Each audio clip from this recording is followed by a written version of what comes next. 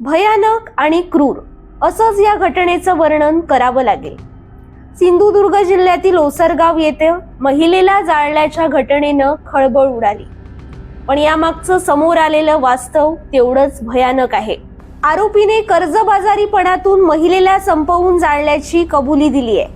खून झालेली सुचिता सुभाष धोपटे ही सावंतवाडी तालुक्यातील किनळे गावची रहिवासी आहे। ती अंगणवाडी सेविका होती।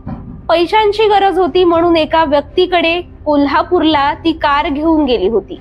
सोबत तिच्या ओळखीचा इतोरिन रुजाय फर्नांडिस हा चालक म्हणून होता। त्यानंतर संबंधित व्यक्तीकडून तिनं पैसे घेतले।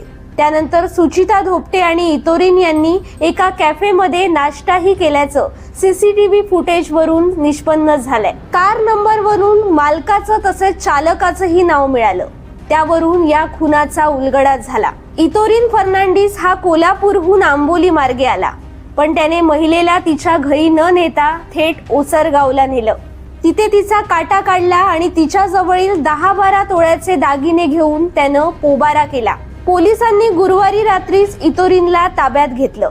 पोलिसांच्या तपासात त्याने कर्जबाजारीपणामुळे आणि दागिन्यांसाठी तिचा मर्डर केल्याचं निष्पन्न झालंय।